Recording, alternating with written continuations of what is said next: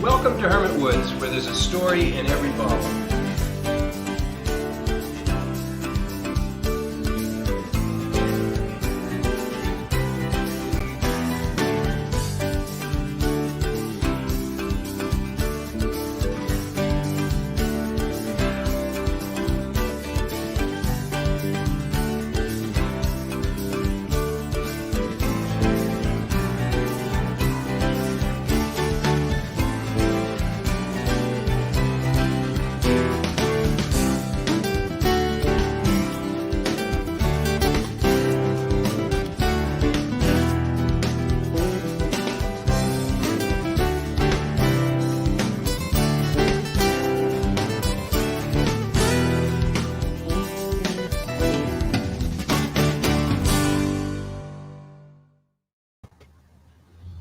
Hello, good afternoon, everybody. It's another Monday here at Hermit Woods, and we are... Oh, look, there's wine. Oh, imagine that.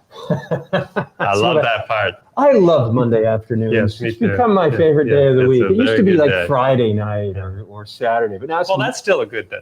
Sure, but this is great. Every day I get to hang out with friends. Yep. We get to drink great wine. And so anyway, welcome everybody. We have a really fun and exciting hour for you today. If you saw some of our lead up to this, actually did some lead up to this time, got a little bit of ahead of it this week. And look at this. It's not a Hermit Woods wine. It's not a Hermit Woods wine. We're very fortunate today. We have a special guest that we're going to invite onto the show. Nicolas is here with us from Mermaid Hill Vineyard, and he's shared with us a couple of his wines so that we can try those wines with him. And we're going to get to know Nicolas a little bit, learn a little bit more about Mermaid Hill, and Great. And have a nice conversation. We got some cheese and crackers. We might try his wine with some cheese.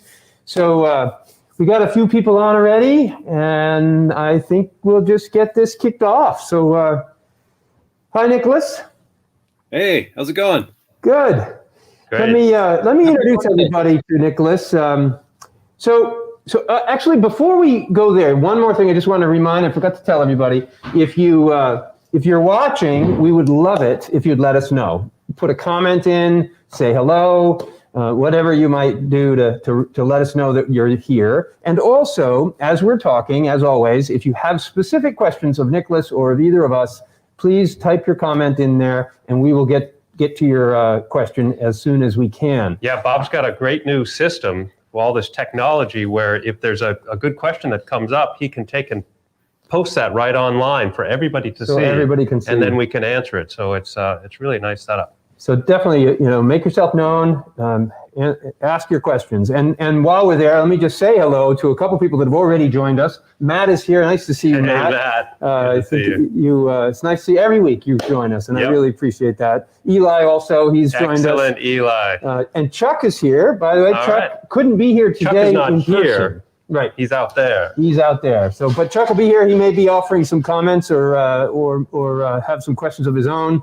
And David Cushion's here. Nice to see you, David. David. Excellent. So that's great. So let's get right on here with my introduction here to Nicolas. So Nicolas, we got to know Nicolas, I don't know, about a year ago. Yeah. He introduced himself to us. He's relatively new to this part of the world the last couple of years. So we're just getting to know Nicolas ourselves. We thought it'd be a great way to do it. We'll get to know him together with you. Nicolas grew up in southern New Hampshire, and he's the Winegrower and Vintner for Mermaid Hill Vineyard. So he grew up in southern New Hampshire and spent a lot of his childhood exploring the banks of the Sauhegan River, which is where I think he got a lot of his ties to nature. That is really feeding his drive today to be out there in the vines. But we're going to learn about that. He can tell us directly in just a moment. After experiencing his childhood in southern New Hampshire, he went on to study at the University of Southern Switzerland, and he studied environmental sciences and Italian. And I got to hear about how you ended up going from southern New Hampshire to southern Switzerland. I can't wait to hear that. Yeah, and then to Italy. Yeah. So we'll get to hear that too. Excellent. After school, he went on to a more regular corporate 9-to-5 kind of job, which doesn't sound like he's that kind of guy. And sure enough, it wasn't that long before he jumped ship and went off to become a cheesemaker at a cheese company in Massachusetts. So Excellent. did that for a while. And lo and behold, the cheese makers wanted to pair their cheese with wine. Just like we're doing here. Just like we're doing here. So Nicolas got the opportunity to learn about wine while making cheese, and something got his attention there. And before we knew it, he went off to study, to intern at a winery that I have a lot of respect for in Vermont. He interned with Deidre Heekin, who's the winemaker and the owner of La Gardista Winery in Vermont. Yeah, great place. I haven't had a chance to visit there yet, but I'm really, it's high on my list. She's done a really great job making wonderful wines that have gotten a lot of attention all over the country. Serious attention. And not just because of her wines, but as a farmer, she's done amazing things in the vineyard. She's growing her fruit organically. And as anybody who's done it before, hybrid grapes, as we know, are very difficult to grow organically. And she's been doing it successfully for years. Yeah. So it's a great person to learn from, I would think. So from there, he came to New Hampshire and started working with Mermaid Hill. So that's the sort of the snapshot view. So let me bring Nicolas in. How you doing, Nicolas? I'm doing great. It's a nice, bright, sunny day down here. Can't complain, though. Get to hang out with you guys, try some wine, talk about wine. Yeah, and thank you so much for sending us these wines. I'm dying to get in. Yeah, tell us a little bit about this first one. Yeah, so the 2017 was our first vintage that we released to the public. It was the vintage. You can really taste the warmth of our vineyard site in this wine. A little bit of a warmer year, plus we have a really well exposed southern-facing slope that these grapes grow on. So the wine definitely is full-bodied and has some of that warmth of the vintage. It's been in the bottle now for about 3 years or 2 years now, so 2.5. So it definitely has a good amount of age, and that comes through too, really balancing out that warmth, some of the acidity. That has got a just fantastic nose. Yeah. You know, it's reminiscent of Provence. It's got a little bit of that earthy sort of barnyard, old world. Yeah, that's really nice. Yeah, so that's aged Marquette can do some wonderful things. So the grape here is Marquette. As you mentioned, that's a cold hardy hybrid. So it's a hybrid of European grapes and crossed with Native American vines. And Pinot Noir is the dominant in the European side of the lineage, and I think that really comes through in this wine nicely. It's got a rich, dark color. It's nice and Really, really beautiful color. nice and clear. Yeah, so this Nice had integration, I think, with the barrel oak and nuances with the grapes. Really wonderful. Oh boy, that's a treat. so that's Hungarian oak there. Good nose.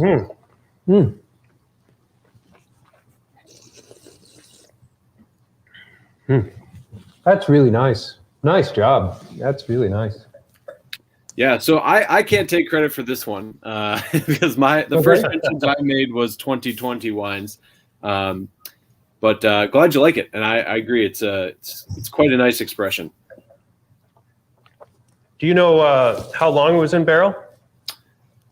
I do not. I know it was at least 6 months. The prior winemaker did like to use barrels for at least that amount of time, but I don't have a specific for you on that.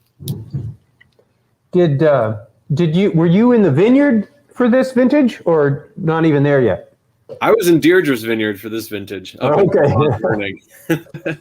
So I was going to say, if you were in the vineyard, then you're in the bottle here. But I would agree. Oh, that's That's really fabulous. nice, yeah. Thank you for sharing that. That's really nice. I look forward to the next one. It's different as each vintage is. So Yeah. we really pay a lot of attention to that and believe that wine should taste differently depending on the growing season and what the vines experience that year. So all of our wines kind of fit within the same window of flavor, but change according to those growing conditions. Excellent. And that's great. I mean, that's true to any, the great chateaus. You know you're drinking a Chateau Margaux or something like that, and 05 is tasting fantastic, and 06 is something that you don't want to drink or whatever it is. It's different. Each year brings something different to the glass, even though it's the same location, the same terroir, with all of the inclusive soils and microbes and the rest of it. But yet what you end up with in the glass is much different from year to year. And it's great when the winemaking is transparent enough, if that's the right word, to let that come through. That's really a key, because a lot of winemaking can be fairly heavy-handed, where you force it to be the same jammy, opulent thing that you sold a bunch of the year before. And so you manipulate it to make that happen. And I think, and one of the things I love connecting with Nico on, is that those smaller craft areas are just the opposite. You want people to taste the place and the year and the expression that happened at that time. Right. Which is really what it's all about. Yes, absolutely. I have to say, and I know you're not taking credit for this wine, but you certainly can take credit for getting involved with certainly a good group of people that have care about what they're putting out there. And I've got to tell you, honestly, this isn't an exaggeration. This is the best wine I've had in New Hampshire, bar none. This is one of the best wines I've had in this state, and it is also the best example of a hybrid that I've had, or nearly the best. It's really exceptional. What I like about it is that you wouldn't pick this as a hybrid necessarily. Necessarily, right? You lose some of those sort of funky, foxy, New Englandy things where some of the grapes are picked too early or the season doesn't ripen well enough. So I think there's a pretty good bar here for you to have a go at, Nico. I would agree with you.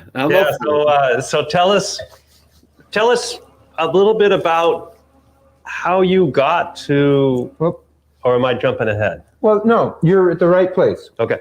Tell us about, I want to start with the early days. All right. I want to know how he got to be a winemaker. I want to know how he got to Switzerland. Yeah, so let's start. Before I do that, though, a question already came up. Actually, that wasn't the question. Here it is.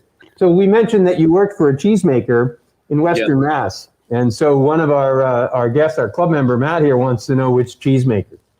That was for Cricket Creek Farm in Williamstown, Massachusetts. All right, excellent. They're practicing organic dairy there. They make raw milk cheeses as well as some pasteurized ones as well. Excellent. And Gunnar, you know Gunnar, right? I don't. He's in the Winery Association. You may have met him. He's growing up in the Sandwich area, and he's got some experience with Marquette and had some comments to share about Marquette. Yeah, absolutely. Yeah, Marquette really shows a lot with age. It's really neat to see, actually. With the hybrids, I think it really helps balance the wine and let it integrate more. I would argue that a lot of wines are released too early. I like to try to hold until they're ready, and I make cider for early releases. Yeah. I was really pleased to see that you had a 17 and an 18 for us to be tasting here. That's a good point to be at in the age of a wine. So let me ask you. So tell us about your childhood. You said you grew up in southern New Hampshire on the Skowhegan River, which seems to have from the way you've talked about it, a really important place in how you ended up, I think, being here today. So tell us a little bit about that. Yeah, I would say it did. So I moved there when I was 6. My family moved out there, and we were one of the first lots to be built in the neighborhood. And so it felt very wild to me. And I had come from suburban kind of Chicago area. So it was a little bit different of a feel. And so I kind of, because of the way the land was situated, is up on a plateau. And then there was a river down like a pretty steep embankment. And all below that embankment was floodplain. So there's no other building there. And it felt very open, and it was these rolling kind of grassy meadows and forests. And so as a child, I could roam as I pleased. And I spent a lot of time outside with nature, with the trees, with the river, fishing, and, going swimming, and feeling really grounded in that landscape. And that love for landscape and all of the seasons that come with that landscape has stayed really close to my heart. And so I've tried really hard to figure out a way to live my life so that I can be outside as much as possible and interact with the landscape, because that makes me happy. It's kind of the core thing for me of happiness. So that was one of the reasons I wanted to get away from the desk job, was so that I could really be outside in my environment a lot more, be closer to that happiness. I'd go outside and eat lunch when I worked in an office, and try to spend taking phone calls outside in as much time, but it never was enough. So that's kind of what led me to shift some parts of my life. Did that experience, a lot of kids growing up, they say they want to be a fireman or a policeman, or they come up with some idea what they want to be in the future. When you were young and you were playing in the fields, did you have some idea of what this meant for you as an adult? Not really. I mean, I did think I wanted to be an anthropologist for a while, because I had heard you got to go out and like study cultures and go places and see how people interact with their environment, how it shapes a culture. That was my understanding of it, at least. So that was one thing that I thought of. I ran a lawn mowing business for a while, so I thought maybe I'd go into that more. Yeah, well, not everybody figures it out. I'm with you. I had no clue. I wasn't one. I was like you. I didn't know what I wanted to do till I was in my 40s. Still working on it. Yeah. Still working on it, right? So, do you have any brothers and sisters? I do. Yeah, my sister is 2 years younger. She lives down in Charlestown, Massachusetts. And my folks are based up in Wolfboro, so they're still in the home state here. Yeah. Excellent. So how'd you get to Switzerland? Well, that's a good question. It's all because of my father. I really had this strong desire to learn Italian, because my great grandmother was from Italy, and I was enamored with her cooking and her kind of presence that she had. And so I got this idea of, well, if I'm going to go to university, I might as well learn a language, and Italian's definitely the language I want to learn. So I looked at all these places, and some of them, very few of them had Italian programs, but many of them had like a 2-week study abroad or 2-month study abroad where you could go and try to learn a language. And I said, I mean, 2 months out of 4 years isn't going to teach me a language. Like that's not enough. And so I was starting to get really frustrated in this search. And my dad sends me an email. It's getting late into the search. My dad sends me an email. He's like, hey, check out this place. It's in Switzerland where they speak Italian, and it has a travel program built in, and think about the fun you'd have. And I was like, wow, that's pretty neat. Huh. And so I applied and I got in, and I really had a strong feeling that I wanted to go there. And my mom said, absolutely not. I doubt it even exists. It's probably just a party school. The only way you can go there is if I go with you to check it out and verify it. She just wanted to go to Switzerland. That's right. Yes, exactly. But I was Did you stay there for 4 years? I did. Yep. Did you graduate from that school? I did manage to graduate. Yeah. Yep. Excellent. And so that's great. What a cool experience. I would have appreciated that kind of experience as well. So somewhere along the lines, you ended up in Italy. How'd that happen? Yeah. So for my senior project, I was studying organic agriculture and the influence of conventional agricultural producers transitioning to organic just so they could get a higher price point for their food rather than really having a deeply seated rooted belief in organics as a movement. So my study was based on, well, to what extent is this conventionalization of organic agriculture happening? Are the rules being diluted?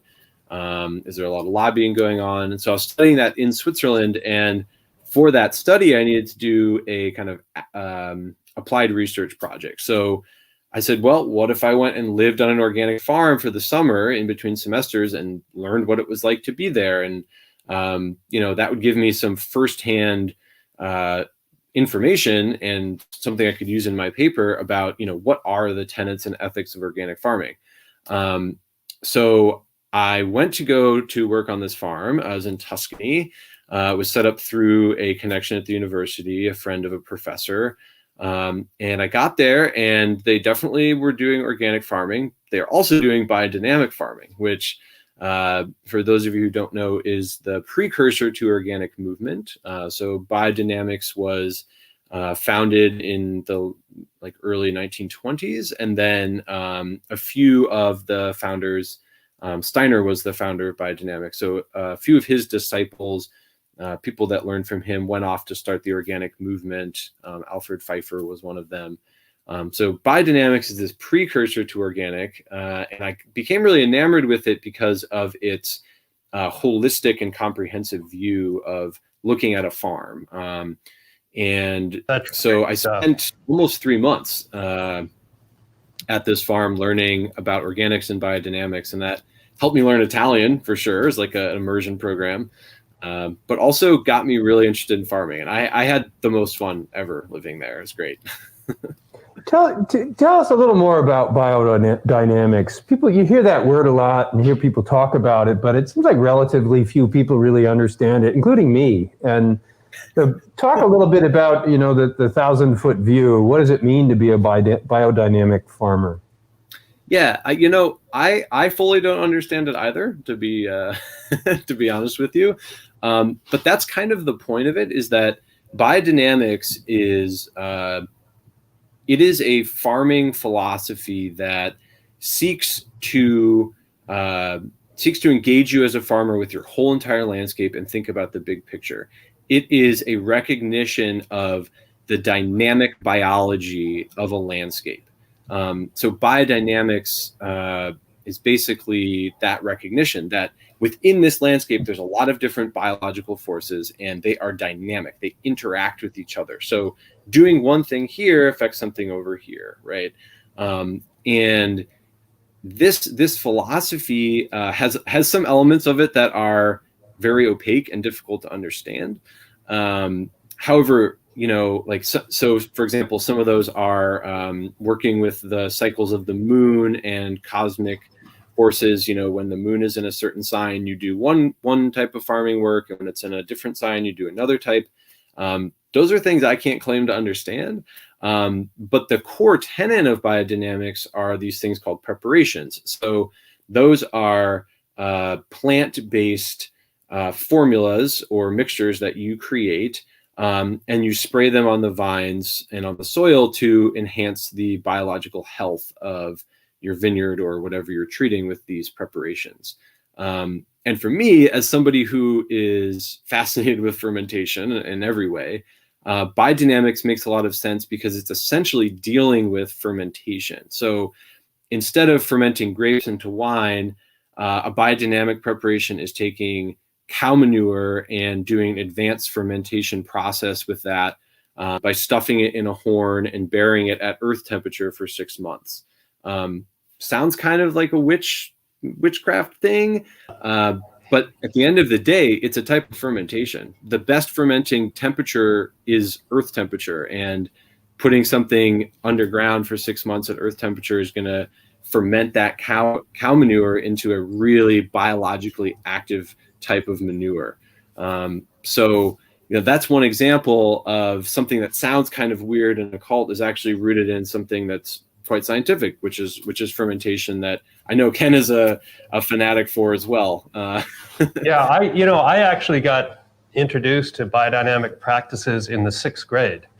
I went to a Waldorf school for 6th through 12th grade. So I learned about Rudolf Steiner and his activities and went through the schooling and started, making these mounds and creating good compost, looking at the health of the soil, thinking about how plants affect one another and the microbes integrate into that. Mm-hmm.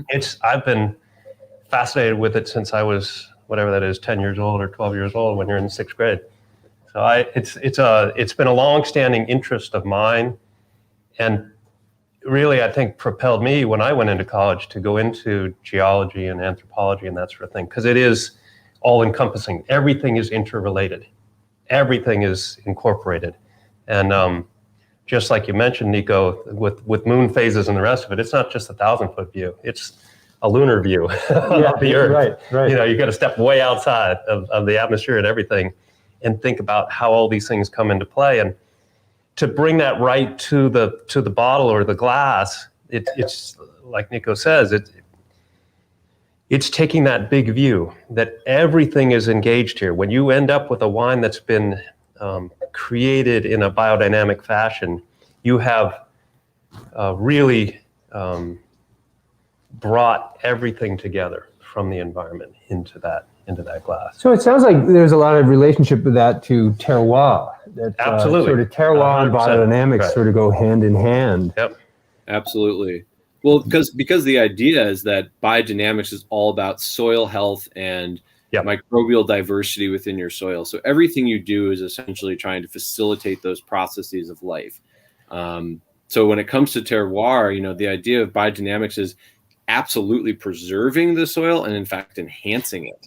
So Nico, when you were studying back then with the transformation to try to get commercial organic growing, was the focus on soil health in that format? Because when Bob and Chuck and I started the vineyard in Bob's backyard, before Hermit Woods even existed, when we were just really into growing vines, we connected with a local guy who was consulting around the planet to enhance the health of the soil as a way of negating any need for commercial pesticides.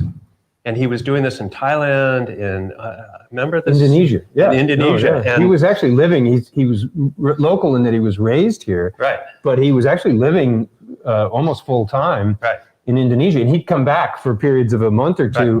Right. And during that time, so he came and made an enhanced application material, a ferment on your front deck. Remember that device? And it was cool. at a certain temperature. And then we applied that to all the grapes that we had planted, because we were growing in a sprayless format, not even looking at organic sprays or applications. We were just going au natural, and we wanted to enhance the nature of the soil. And this was a guy that we connected with. He has a bunch of autumn berries growing in his backyard. And so we were using those to craft wine out of. They're extremely tannic. So I was using those as a additive in Red Scare and some of the wines we were crafting back then. But it's all tied together. And I think, and this goes on, there's a whole chapter in Clark Smith's book on biodynamics and Randall Graham's thoughts on it. It's controversial. There's lots of people that float one way or the other about it.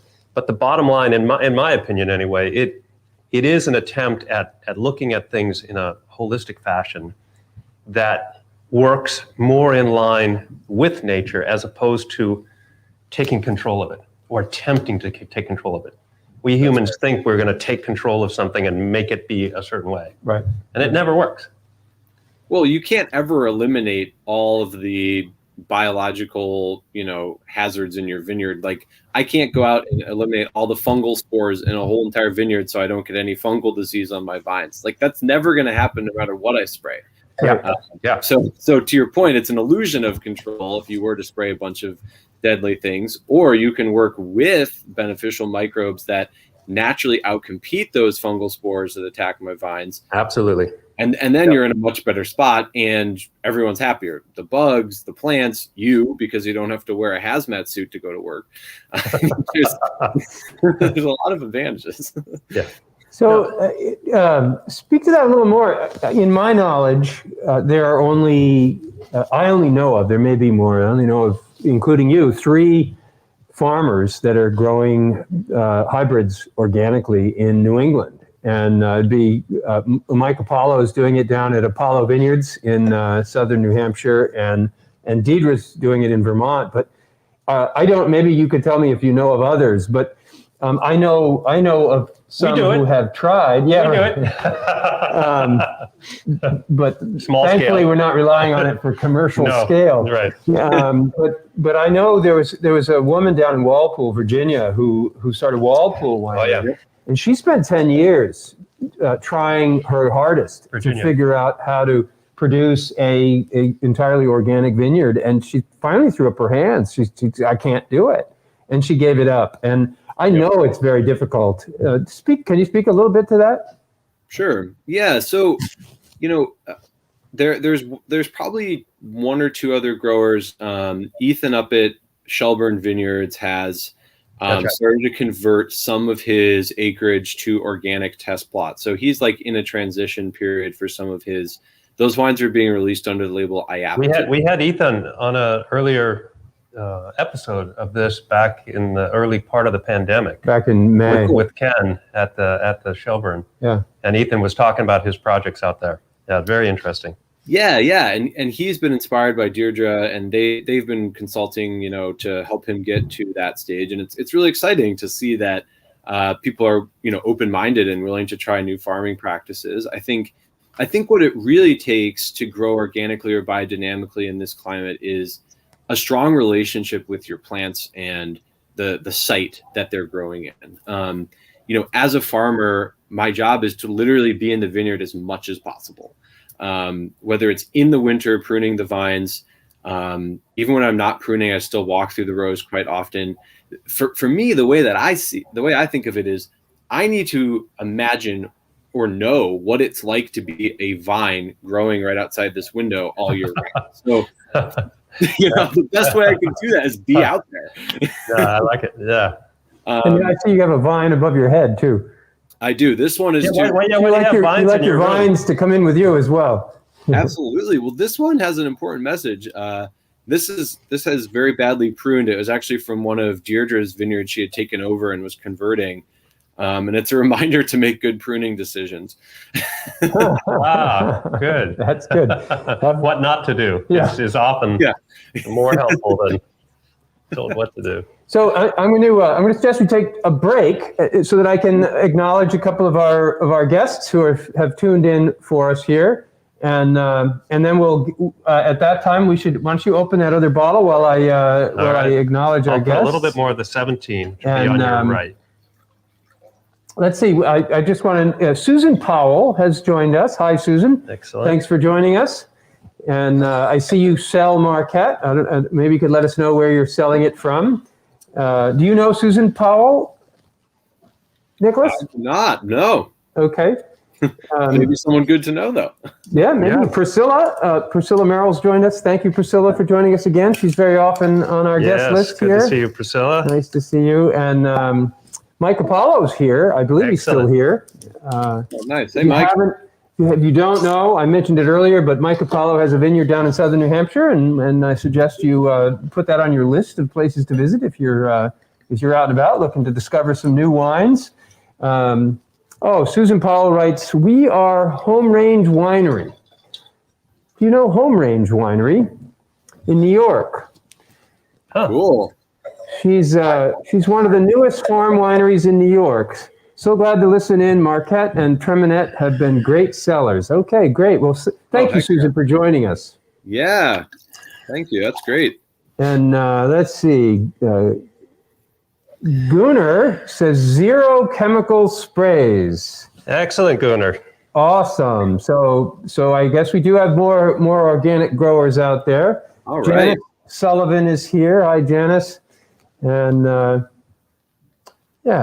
so that's good. And again, if you guys have questions, just type them in and we will get to them as soon as we can. So Ken just opened up the second wine. Yeah, wait till you get a sniff of this. It's completely different to me. All right. It's a much different wine. Yeah, so this is the 2018 vintage, a little bit of a cooler year. So the grapes produce less sugar, which means we get less alcohol at the end of fermentation. Whereas the first one was coming in at around 14% alcohol, this is closer to like 12.2. And this wine was made in a stainless steel tank. And stainless. I was going to say, it's just the night and day, the oak of the 17 to this. This is just so much more fruit forward. Yeah, absolutely. And with Marquette, I think that when it's a little bit less ripe, it really likes that fresh fruitiness to be the thing that's captured in the winemaking. And I think this wine does a good job of capturing that. Bright, refreshing. We actually serve this chilled usually in the summertime because drinking red wine in the summer is sometimes challenging. But actually, this 2018 with a slight chill is really nice on a hot day. That fruitiness really is amplified. It's interesting. It is a very different wine, but these are both nice expressions of that grape. It's just much different. Very different format to the wine. Exactly. You have both of them there as well, right, Nico? I do. Yeah. So were you involved in the 18 at all? So I helped bottle this wine when I was coming on board back in February of last year. Okay. That was my main contribution, was getting it in the bottle, and so it's been in the bottle now just for about a year. What's your use of sulfites, if any? So none of the wines that we have made so far have had added sulfur to them. So no sulfur added. That was actually on the owner's discretion. And it's something that we've continued up until this point. My last vintage so far hasn't had any sulfites added. I'm not against adding sulfites to wine if it needs some stability or it needs some kind of like guardrails to make sure that it can age and that it can be transported. I wouldn't add a lot if I had to, but I'm not so dogmatic as to say, I'd never add sulfites or something like that. I think that, just like every vintage is its own expression of a place and time, each wine within that vintage will have different kind of character to it. And some are a little more squirrely than others, and some are a little more stable. So that's, it's a good discussion to have, because I think there are a lot of wines that are made with no sulfites, and some of them taste good and some of them don't. I would rather release a wine that tastes good with some sulfite in it than a wine that tastes bad without it. Yeah, that's one of Clark Smith's, great statements is, making a wine, eschewing things that you have in the cupboard that could help you out is just bad cooking. You've got some ideal that I'm not going to add salt to this because I don't like salt. And it would taste so much better with a little salt. It's just, it's just a different approach, I guess. Well, in a way, it's not respecting the fruit and the growing process. If you allow a wine to go to a bad place, right, that's a lack of respect, and or lack of respect for yourself too, especially if you spend all season growing it. Sure. So let me ask you, or not me, but Priscilla would like to know, where can she sample this wine? Well, good question. So we have a tasting room here, actually in the vineyard, right next to the winery. And we're open from May through whenever it's too cold.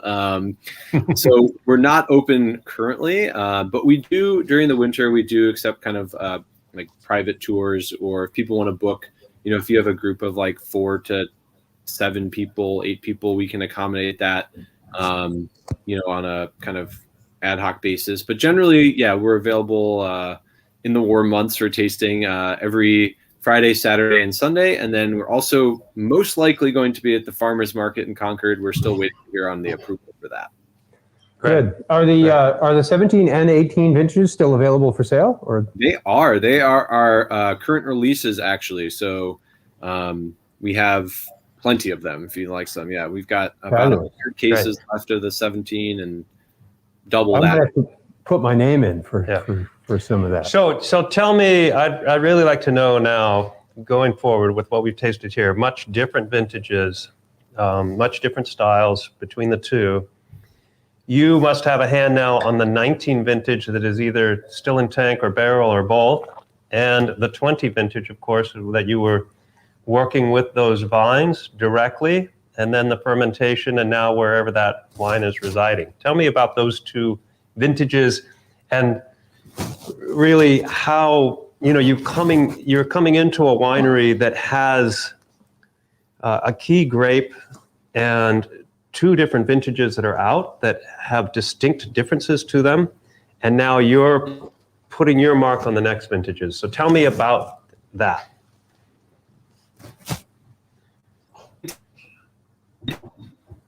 Uh-oh. Having connection issues. No connection problem. Well, I'll just sip some more wine. Yeah, that's fine. Give us time to drink. It's quite interesting. Hope he comes back. The big, heavy, oak, rich, old world character of the 17 is completely different than the bright, fresh, complex flavors and aromas of the 18. Both great wines. No, that's what I said. That's really great wines, but much different in character. Yeah, it's like our deep blue and our deep blue reserve. They're just totally different wines. Even the color, the density, the color, clarity, everything. Yeah. Oh no, we lost him altogether. Well, hopefully he'll come back. We're still alive. We're still alive. So Nico's, little zeros and ones have fell apart, but his wine is still here. I know, thank goodness. So that's really good, Imagine when he left. And I know he's just such a kindred soul. I love when he first came to our place and we started talking. There's so many things that connected. One of the first communications that I had with Nico was about geology. It's kind of like Ethan. He names a lot of his wines on the geologic setting over in the Champlain Valley. These guys get that bigger picture, which I think is so important. And it creates, when it's done well, it creates wines of distinction that, maybe never everybody gets that. They may just grab a wine and it tastes good, okay, done. But for those that really find wine to be a unique experience, and they really focus on it, it's like music or art or anything that you really dig in on, then you're rewarded by things like this. It's it's like a little jazz ensemble that just blows you away, because that's what it's about. That's been one of the best descriptions I've had anybody ever say in a nutshell, what this experience has been about for me. I mean, since my taking an interest in wine, I've traveled widely. I've tried wines from all over. And early on, before I really understood wine as I do now, I was like you just said. I was like, well, some taste good, some don't. That's about as much as I knew about it. But you are so dialed into experience. I've been with you in so many places, and you're just like, oh, this doesn't do it. And other places, you're like, wow. Well, absolutely. No, that has been true from the beginning. I'm connected with the experience or not connected with the experience. But from the wine side of it, I had less, because I was less knowledgeable about wine in the early years, I was just discovering wine, and I knew what tasted good and I knew what didn't, but I didn't know any more than that. And one of the things that's been such a joy in the last 10 years, as I've learned to know intimately about wine from the making of it and all of the steps in between, and then again, still traveling and experiencing wine in other places. Every bottle. Is he back? He's back. Yes. Oh, good. Excellent. Yes. So every bottle that I get to try, just like these two here, is a unique and special experience. And now it's not just about knowing I like it or I don't like it, but it's like, what do I like about it? And why do I like it? And how does it fit into my life? And how does it fit with my food? And how does it, and then you couple that with the experience, and it's a whole new world that it wasn't for me 20 years ago when I didn't have all this background. So thank you for getting back. I'm glad you were able to find your way back to us, Nico.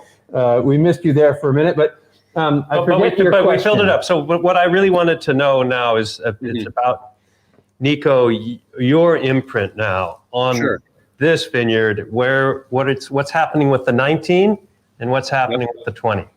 Yeah, absolutely. So 2019, the vineyard was split into 3 parcels for the first time in the winemaking. So in 2019, we actually produced 3 separate bottlings from 3 distinct locations in the one vineyard site. So the bottles Is this all Marquette? Yes, all okay. Marquette. So the bottles on the table there are blend across the whole 2.25 acre vineyard. And when I came to visit in late 2018, I was walking around the vineyard and talking with the owners and the current winemaker and kind of getting a feel for the place. And I said, have you guys ever tried separating out the different parts of the vineyard and making wine from those? This is kind of a classic like winemaking sort of like delineation that's done in Europe. And they said, no, that's an interesting idea. And I didn't think much of it because I was just there visiting and, spitballing ideas. And then when I came here last year to start working, they said, well, we actually did that. And we split the vineyard into 3 different places and 3 different bottlings.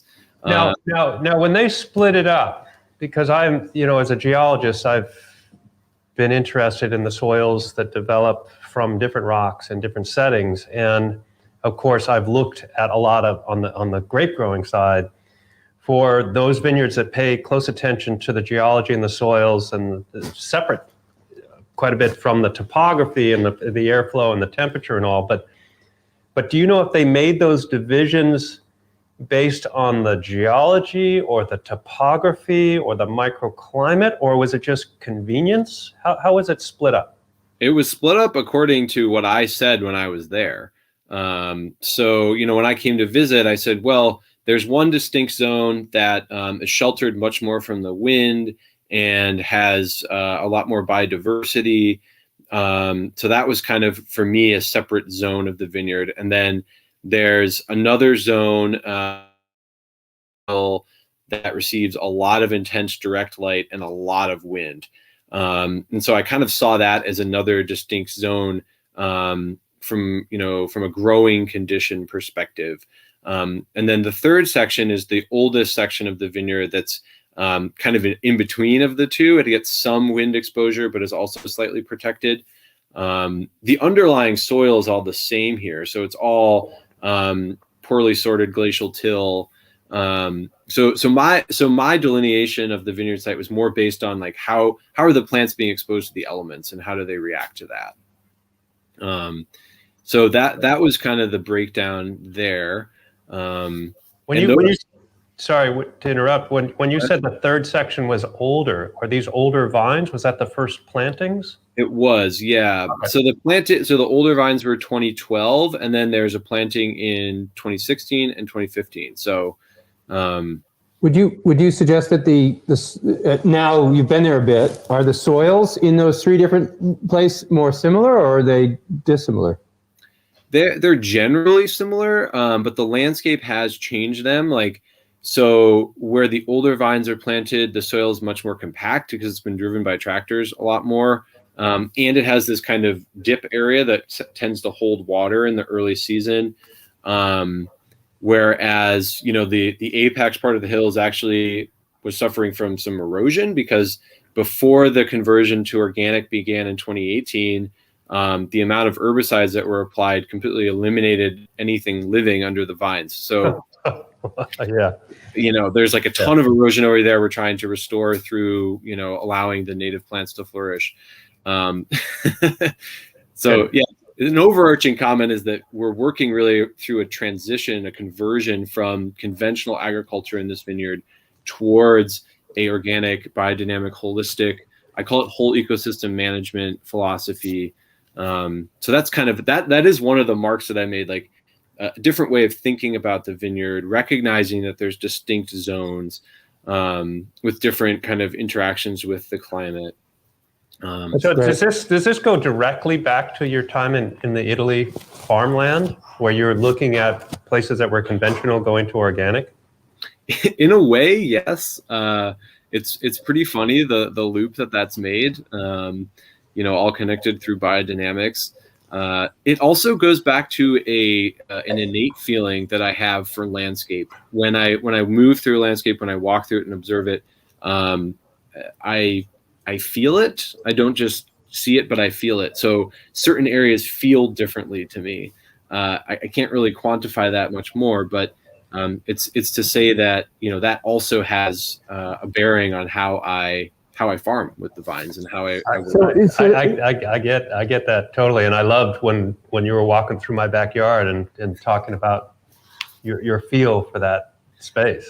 There's a connection to land. So let me ask you, you did a lawn mowing or landscaping business. Did you have that feel then? Did you apply that? It was all just damn grass that needed to be cut again. Was it? I don't know. I mean, it was a lot of cutting grass. I became very proficient with the weed whacker as well. But did you, seriously though, I mean, this was before your education. This was before you went off to school. Were some of these things entering into your head were you getting a feel for the land that you were mowing or your experience out there? Did you start to have some of that sort of gut reaction to the landscape? Wow, that's such a good question. I'm now searching the feelings from the memories of those times. And yes, but I didn't recognize it for what it is until like now, at the time It was sort of passively happening. Some yards felt better to be in than others and had different aspects. Yeah. Well, I think it's meaningful. I mean, I have to say, when I used to mow a 3-acre lawn and it's a real personal experience. It's, and it's not all you good. Connect to your own land. Yeah, that's what I mean. When you start to know the nuances of your land, the bumps and the ripples, and where water ponds up, and the grass goes a little deeper, and places where those rocks always hit the blade. And it wasn't all bad. It was still it was a learning experience. So good. So I'm going to just hit up a couple audience's comments. Deidre had a comment here. She's very pleased with your presentation. So I want to share that with everybody, and that's good to know. And Priscilla wants to know where she can get your wine now. I think you might have mentioned this, but you can get it at the winery by appointment now. Is that right? Yeah, and we're going to be launching our Vino shipper, so we can ship out of state now, which is great. Good. And for in-state, it's pick up at the winery, or if you're close, we can deliver it to you. We also sell in the Concord Co-op, so if you're coming through Concord, you can pick up a bottle there if we're not around. But we're not in the New Hampshire liquor stores quite yet. Maybe someday, though. We'll see. Yeah, it's tough because we're such a small producer. They want such large quantities. We actually don't have enough wine to give to them. So it might not be the right fit. Yeah, I don't know if we're going to be able to make it. Okay, so let's get back to some of my questions now. We left off when you were finishing school. You had been to Italy, and now you're back in the States. What did you do when you first got back here? What was that corporate job you had? That 9-to-5 job that you mentioned? Well, it was a scintillating look into the world of healthcare through the lens of information technology. Wow. So I did everything under the sun. Basically, I mean, I wrote databases. I designed database pipelines to bring data into them. I consulted on the design of employer healthcare benefits for their employees.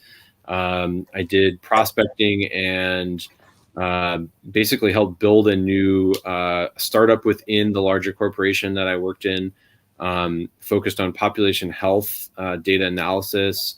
So I did sales for a while. Then I went to account management. And I mean, it just all translates into winemaking just fine. Databases. And sure. I was actually, my next question was going to be, so what is it that caused you to want to jump ship and become a cheesemaker? But I think based on this conversation, I already know the answer to that.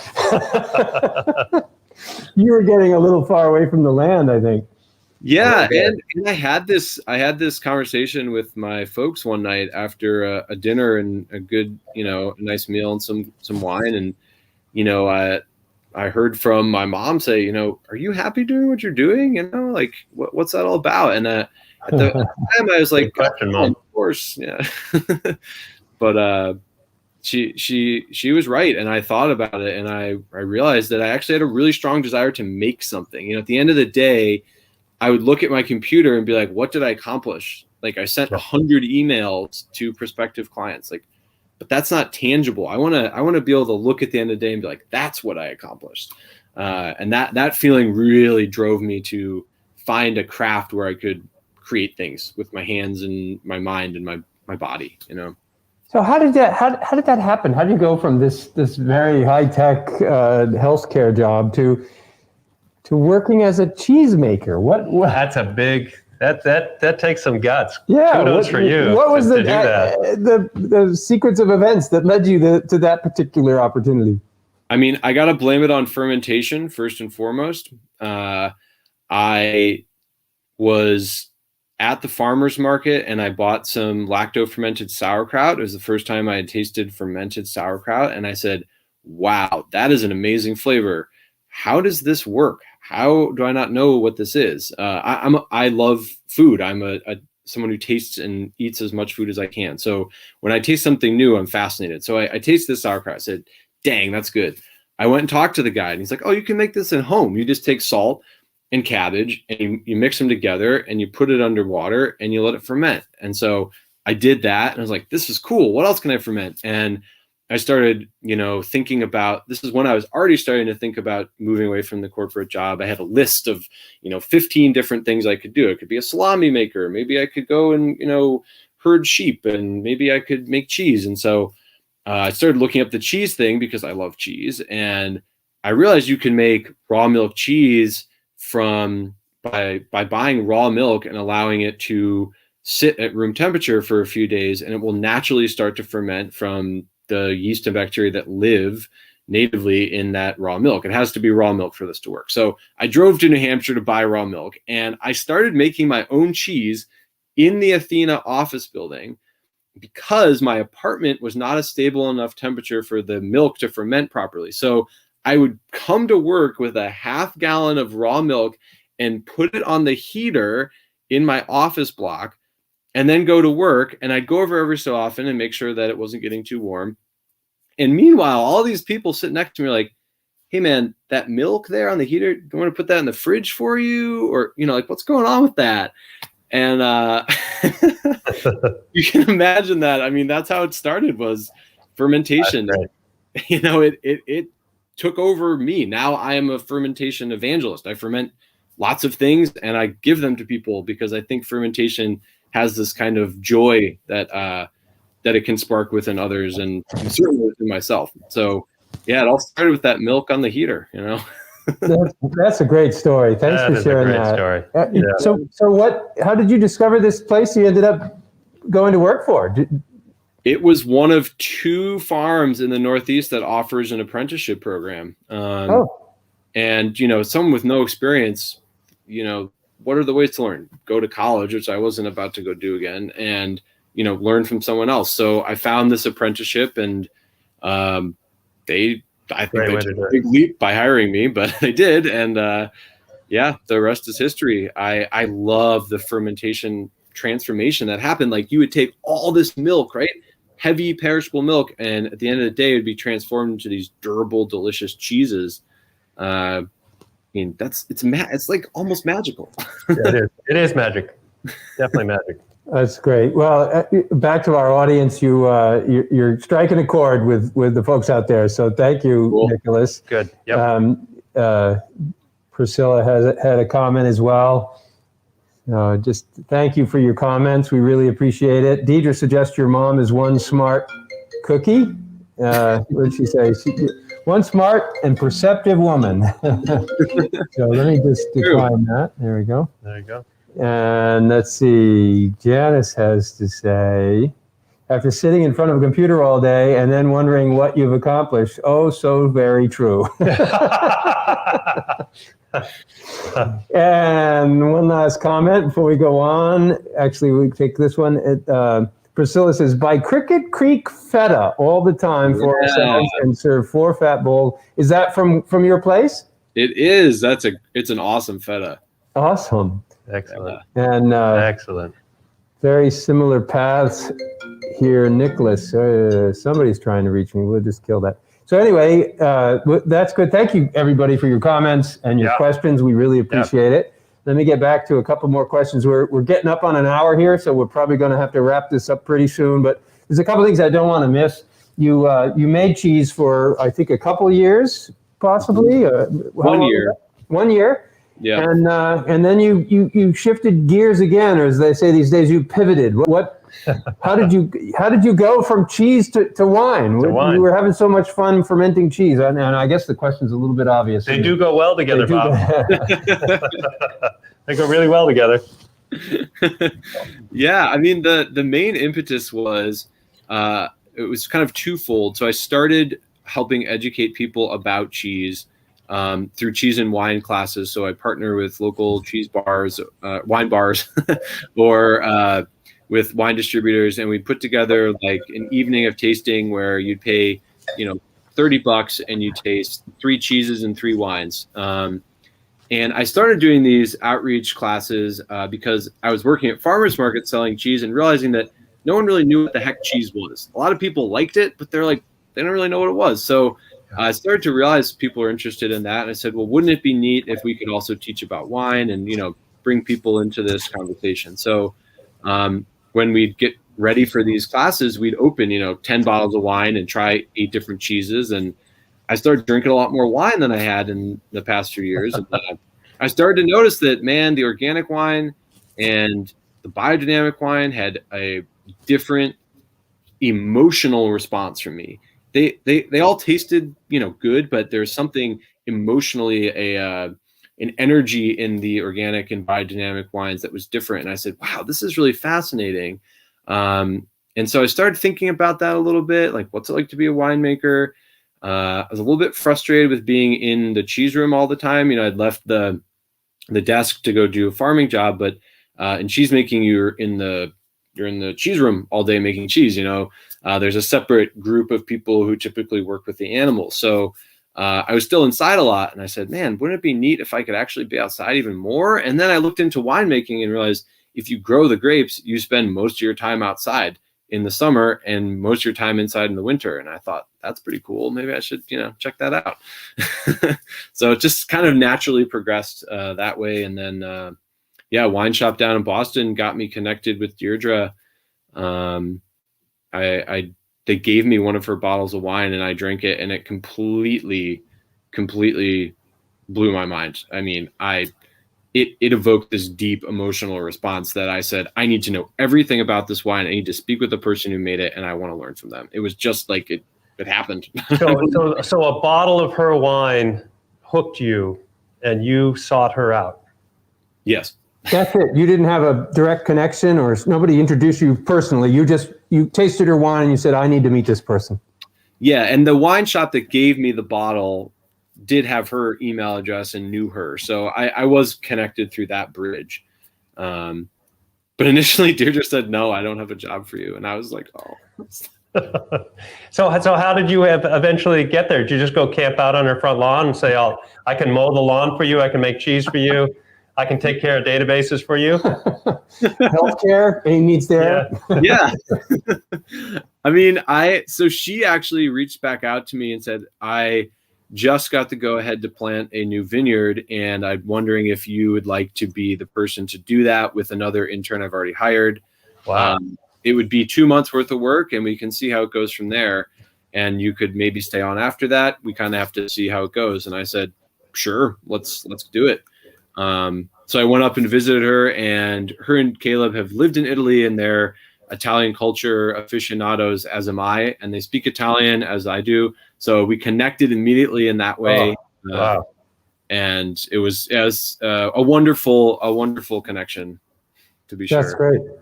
That's a great story too. Wow. That's just, I love your initiative. You're going from one job that, you're probably pretty well off, and you decide to just ditch that and go make cheese because you can ferment it, on a radiator in an office, and you're turned on by that. And then someone, creates a bottle of wine that really gets you excited about that whole format, and they have an opportunity for you to come up there for 2 months and we'll see where it goes.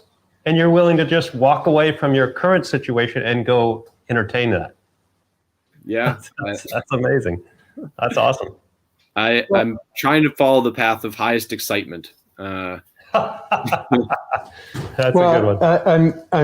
It's great that you've discovered this at your young age. A lot of people don't figure this out till they leave their corporate job at 65 and they discover retirement. Right. And then they're so unpracticed at it, they don't know what to do with it. So it's good to get a handle on this stuff early on. It's really That's great. Fantastic. very cool that you have taken the bull by the horns, if you will. Horns, biodynamic. There you go. There you go. Nice, good one. We do really kind of need to wrap up. We try and keep our shows within an hour, so I have a couple other quick questions on it. First, a comment I want to say. I don't know if you found this, but I tried cheese with both your wines, and the sharp cheddar cheese that we have went really nice with the 17, and I did not find it going well with the 18. I don't know if you had that experience, but that was interesting to me. These are so distinctly different, these two wines. Yeah. That it was a whole other experience having the cheese next to the. I think it's some of the oxidized port-like character in the 17, the oak-based one. It's richer, it's fuller. And that goes really well with that aged cheddar. Sure. And the bright, fresh, spicy notes of this. It doesn't hold up with it. It doesn't blend as well. This sort of wants to be on its own. Right. And that's it's not a comment on the quality of the wine. No, absolutely not. Just its relationship to that particular cheese. And we talk a lot about that. It's really important to be able to understand when food and wine work together and when they don't, because that's how you have so you enjoy your food more at dinner. So are these are 100% Marquette? Are you guys growing anything else? Grape varieties? We're growing a Tosca and Lacadie as well, which are two white hybrid varieties, and also managing two smaller vineyards in the state and making wine from those to give us a little more breadth and depth. So we are farming old vines up in Andover, actually planted in 1969, if you can believe that. Marichal Fauche, Shonak. Yes, we can. Because you have them in your backyard. Exactly. So a couple quick questions before we go. One, I ask everybody, have you figured out what you want to be when you grow up? I don't know. I mean, I don't want to say I figured everything out, but I certainly know that I want to be in a close relationship with land and the revitalization of that land so that it can in turn revitalize myself and other people through their experience of that place. So I know I want to be that, and I think that means I want to be a farmer. So you're if you haven't figured out exactly, you're a lot closer to it than you were. Yeah. You're on the path. Yeah. Isn't that what it's about anyway? The path. It is just about the path. It's the journey for sure. That's excellent. And you're somebody who's clearly quite immersed in what it is you're doing, and that's what happens when you're doing what you love. When you're not doing that, what are some of the things, just so we get to know a little bit about who you are outside of your love of wine and grapes and growing? What are some of the things you do for enjoyment when you're taking a break from some of that? Yeah, great question. I love DJing. I have a extensive vinyl collection, and so I spend a lot of time mixing and teaching myself how to mix better. That was so cool. When he was at my house, we walked in the living room and he saw all the albums along in my place. He's like, "Oh wow, cool vinyl stuff." We started. Remember that, Nico? Yeah. Do you do it professionally or do you just do it for fun? I do it for fun, and I play parties for people who want to have a DJ there. But I'm not like someone. So far, I've never been booked to like play in a club. So you ever going to do that at your winery? You ever going to be spinning some stuff at the winery? Yeah, so last year, every Friday, we'd have what we called the pop-up wine bar. And so there wasn't any tours or anything or special tastings. It was just like, come order a glass, hang out. And I would DJ for that. Excellent. Perfect. Now you got them both coming together there. Your couple of loves happening. Have you talked to Nicolas at all about Clark Smith? And that's a whole nother discussion. We don't have time for this. That one. We don't have time. We got to talk more about Clark Smith's ideas around music. You're already into the biodynamic thing. Yeah. You could go down the. This is liquid music. Look up Clark Smith and music. And wines. Yeah. See what you find. It's pretty interesting. But we'll talk more about that later. Somebody Janice suggested that we bring you back some other time. And I think she's absolutely correct. I agree. And maybe we can get him to send us some more of his wine. Well, that's even a better idea. Well, rumor has it, Bob, that there's some 19 right over here that Nicolas wants to share with us. Excellent. To dig into that. So good. Is there any last minute thoughts? Well, two things. Make sure it's clear. How do people find you, your wine, and your and Mermaid Hill experience? And I think you also wanted to mention that you might have some changes coming to Mermaid Hill. Do you want to mention quickly what that might be? Yeah, that's right. So we will be rebranding due to a potential copyright issue with Mermaid Vineyard in Virginia, who already holds the Mermaid and Vineyard copyright. So we're going to be changing our name to Shara Vineyards. What's Shara mean? Shara is the first letters of everyone in the owner's family made into a word, and also has some other meanings of like fertile fields, I think is one of them. So it's kind of very good. So yeah, we'll be rebranding, and that's kind of that's going to happen in March. So the Shara Vineyard wines will have a different label. So 2019 going forward will be labeled under the Shara Vineyards name. But these two wines that you guys are enjoying today will still be available for sale, to be sure. They just are going to retain the Mermaid Hill label on there. And that shift is also kind of represented an ideological shift for us. As the years have progressed here, we've moved towards organic farming, now into biodynamics, and we've moved from kind of traditional or conventional winemaking to a lower intervention style of winemaking. So, for example, in 2019, we added just the yeast and the secondary fermentation, and in 2020, all of our wines were fermented with the wild yeast that live on the grapes out in the vineyard. And we used even gentler techniques in the making of the wine in 2020, including foot stomping, which produces an amazing product, I will say, and is a lot of fun. So our shift to Shara Vineyards is kind of the next foot forward into our mission to bring wines that really represent a place and represent vintage and have minimal amount of filters between what it's like to be that vine out there in the field and to what makes it into your glass that you get to taste. So I'm pretty excited for that.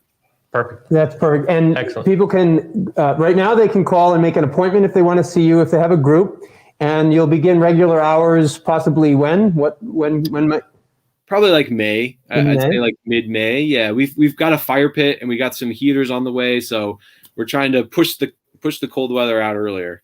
Okay. Well, I strongly recommend everybody out there, get yourself a bottle, call them up, find out where they're selling in the stores, because this stuff is delicious. You've done a really great job, you and the people before you who had a hand in crafting this wine. So, and it's absolutely been a pleasure, Nicolas, as is every time I spend time with you, sharing ideas and hearing your thoughts. So thank you so much for joining us today. We really appreciate it. And I think we're going to take our guest suggestion and have him back on. We're going to have you back on sometime in the future. So. That means we'll have to drink more of his wine. Well, I know. That's what